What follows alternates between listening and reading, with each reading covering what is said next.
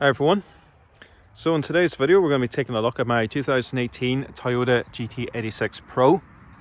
So this car is finished in pure red. It's the first non-metallic paint job I've actually had on a car. So some of the changes between this and the early model include newly revised LED headlights, and as you can see on the Toyota it has the 86 logo on the side of the lamps. You won't find that on the Subaru BRZ. Also has new LED front fog lights and revised LED tail lights. Front bumper is also different as well, new design.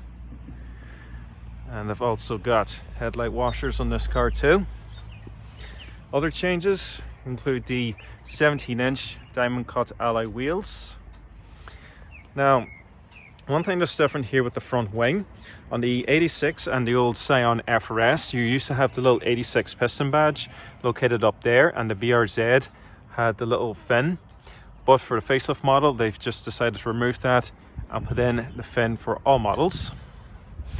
Now, in the American and the Japanese market, the 86 will have a little badge right here, just a little circle with the 86 logo, kind of like what's on the headlights actually.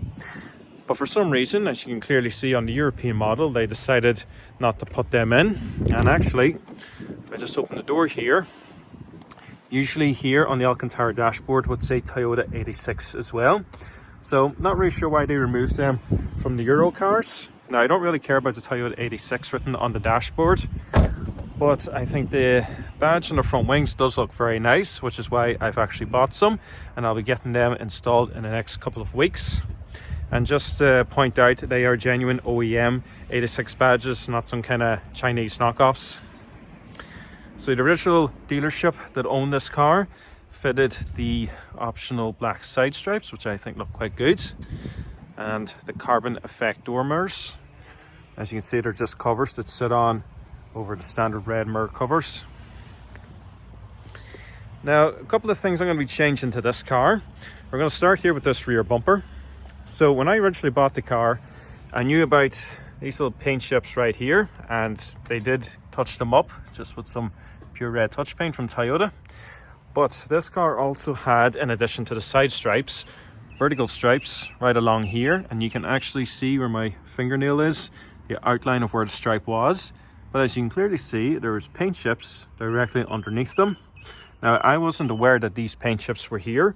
I was happy enough to live with that, but now I have marks on this side, and I can only see that getting worse over time. So I've decided to get the whole rear bumper repainted.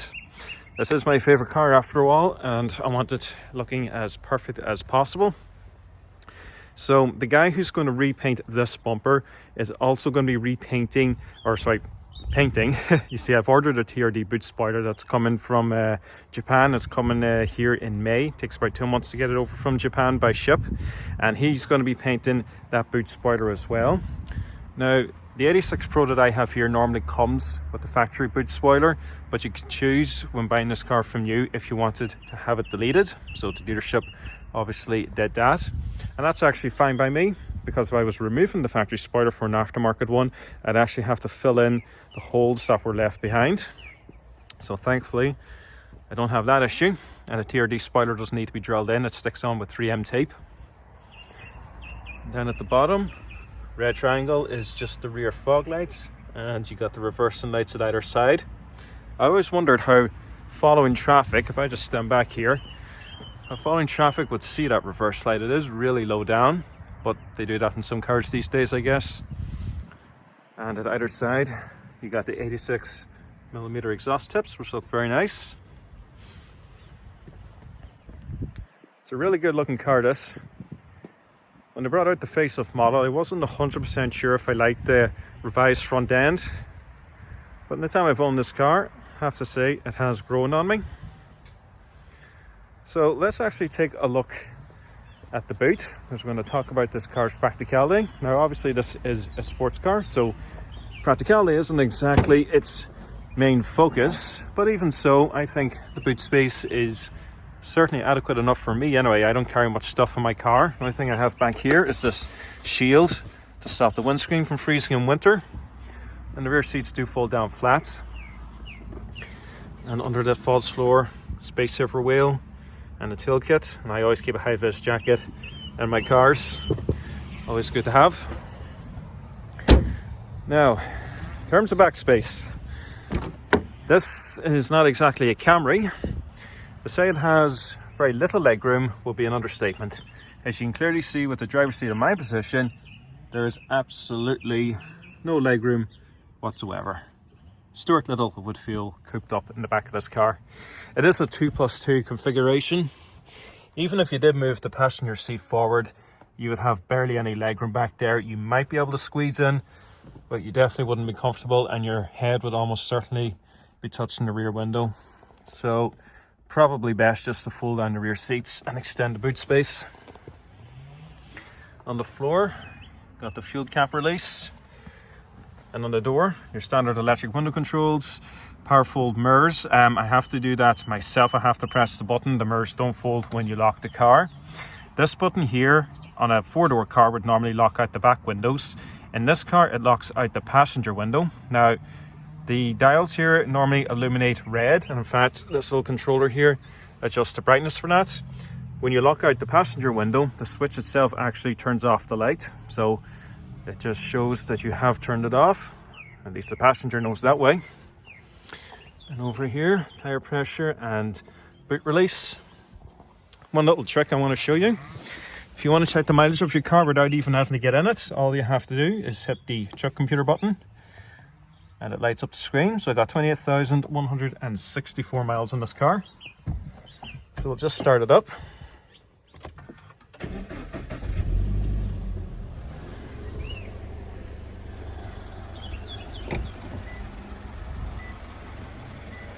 The car just beeps when it's lost detection of the key fob. And you can see new LED daytime running lights. And I actually really like the revised LED tail lights in this car. I think they look really nice. And they've even got a little fin there, which actually complements the fin on the front wings. Just gives the car a bit more of an aerodynamic silhouette.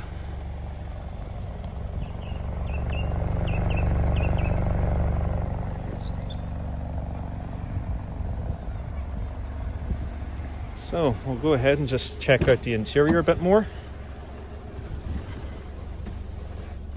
I'll just turn off the lights and put the headlights back in automatic mode. So with the facelift model, you get a multi-function steering wheel this time round. Cruise control stock at the bottom, and these controls here just go through the screen on the right. So I got a lap timer and a few other options here. You can adjust where you want the rev limiter to be at, and if you want the buzzer sound down when you get to the rev limiter. Let me just go back. I got no messages, thankfully. We don't want any of those. Fuel consumption, and just general information here regarding the engine and oil temperature and the battery voltage. A little control that's off to the right here, just above the truck computer.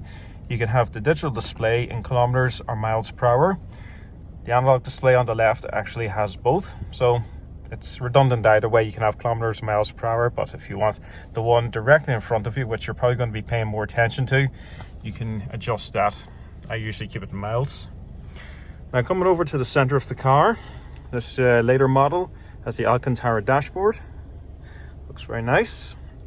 Now the touchscreen head unit, to put it simply, it's about as basic as it gets. This is a slightly revised version over the 2012 model. Most people swap this out for much better head units, and frankly I don't blame them. However, I'm not really that concerned about music. All I really want to know is that I can play the music on my Spotify on my phone through the Bluetooth system in the car. In this case I can, so that's really all I need. But you got your standard controls off to the side here, just your backup controls and the volume and mode controls. So just going into that, you can go through AM, FM, digital radio, auxiliary and USB. That's your basic controls. I go into setup and audio. There's just one feature worth looking at. Which one is it now I'm looking for? This one here. You can adjust your bass, and there's something else that I was looking for. maybe it's the one below it. Yeah, so here you can actually adjust where you want the sound to be focused. Now, when I got the car, the sound was actually focused towards the back seats. I have it focused towards the front speakers, and you can even split it up from there. You can decide if you want it more focused on the left speakers or the right speakers, but I have it dead center. So yeah, it's a fairly basic infotainment system. You know, it does the job, and I'm happy enough with it, so I'm not going to bother swapping that out. This car doesn't have the optional satellite navigation. Even if I did, I wouldn't use it. If I ever need to use the sat nav, I tend to use Google Maps on my phone. Just below that, you have a very basic digital clock. You can adjust the hours and minutes. It only reads in the 12-hour format. There's no option for the 24-hour. And dual climate control, which I keep in automatic. And the little controls here, as you can see, are shaped like little bolts. Nice little design. And toggle switches for everything else. Auxiliary and USB underneath that flap there. Now, if you had a more basic 86 without the push button start, this little storage area would extend all the way across. Now, this here is just a little too narrow to fit my iPhone, but you can fit a few small things in there. I just keep a backdoor key for the house. The car also has a 6-speed manual gearbox. You can have an automatic, nothing wrong with the automatic, but for a car like this, the manual is definitely more enjoyable. And the reverse lockout, you just pull up on this, left and up. My car does have the black interior with the white stitching. You could also get a black and red interior as well. We have traction control. If you hold it down, it also turns off the stability control. And if you press track mode, you actually have to hold it in. It loosens up the traction control so that you can get the car a little sideways, but it won't let you go absolutely crazy. Just let you have a little taillight action. Got the heated seats down here. Now, the one thing I do want to talk about is the center armrest. Not all 86s and BRZs have this center-mounted armrest. Some of them do come with it. I think it depends on which model you get or if you option it from the dealer. But you can get these aftermarket, and I would highly recommend getting one, because as far as storage space in the interior goes, you got a bottle holder on each door and a relatively small glove box. This here though does offer quite a bit of storage space and has these removable cup holders. Now, I personally think if you're going to be storing things in here, you ideally don't want them to be visible to the general public, just for safety. So you should absolutely have this armrest. It is very easy to install aftermarket. You do have to drill holes around this area here where the screws are. You do get a template with it, and it's easy to drill them holes, and then you just simply screw it down. But it also looks well too. White stitching to match the rest of the interior, and it does provide an extra layer of comfort when you're driving.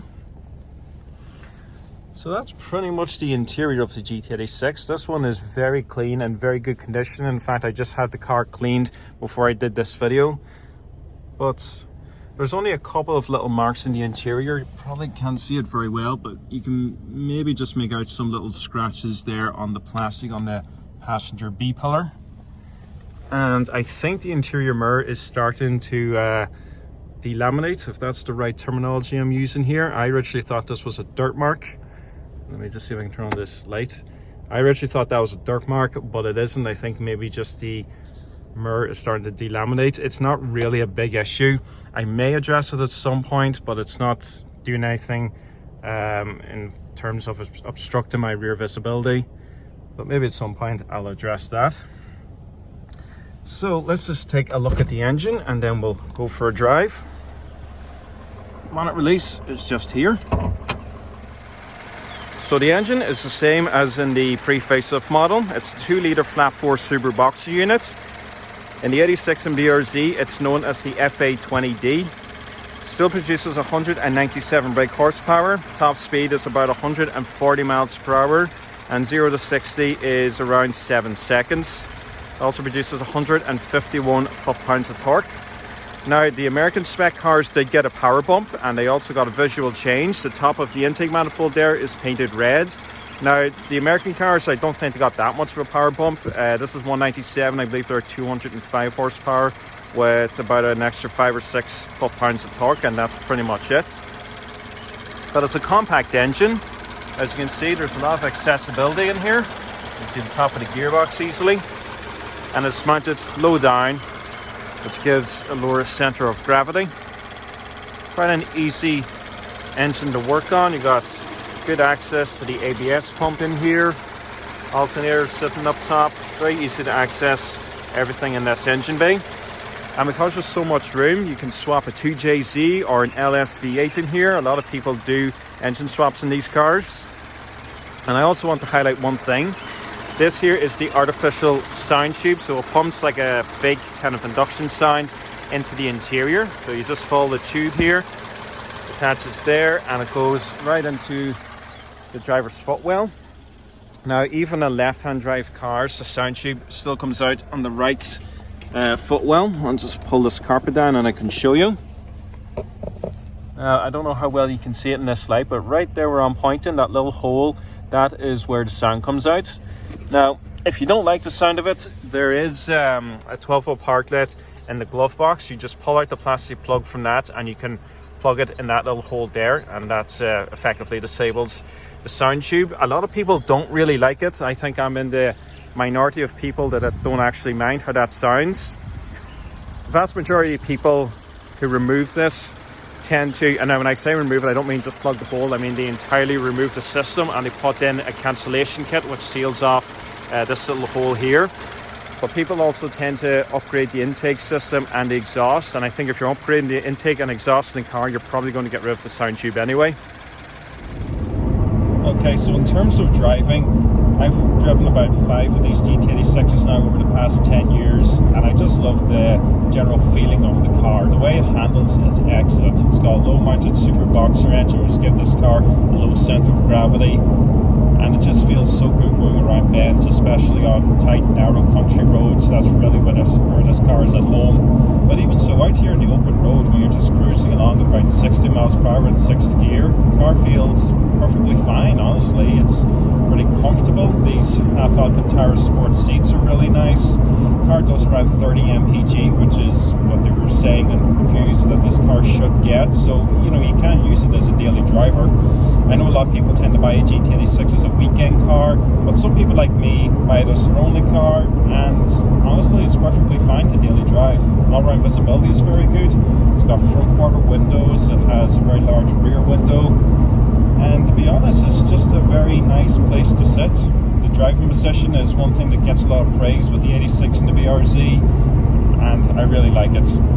There's really nothing bad to say about the driving experience in this car. It's a perfectly nice, pleasant place to be, and I can imagine that on a track this car would be a lot of fun, especially when you put this thing into track mode. It allows you to slide around corners just a little bit, but not too much that you go absolutely crazy and have an accident. And the advantage of the front quarter windows is just actually going to come up now with this roundabout in front of me. So my previous cars, none of my previous cars actually had front quarter windows, but here I can see the curve of the roundabout, which is very useful.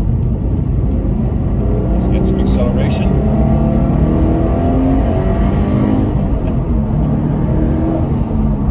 One thing that I love doing with this car, it's really easy, is rev matching. The gearbox in this thing is excellent. It's a 6-speed manual, of course, and it just feels so notchy. It feels great. Yeah, honestly, I love driving this thing. My place of work is based out in the countryside, so you've got bumpy, tight, narrow roads, and I can honestly say that I think the GT86 handles itself really well out there. So yeah, that's kind of all I have to say for the car at this point. I will be doing future videos, but I love the way it looks, I love the way it drives, and you know, I suppose I'm still in the honeymoon phase. I'm only about 3 weeks out of ownership, but I'm really liking this thing, I really am.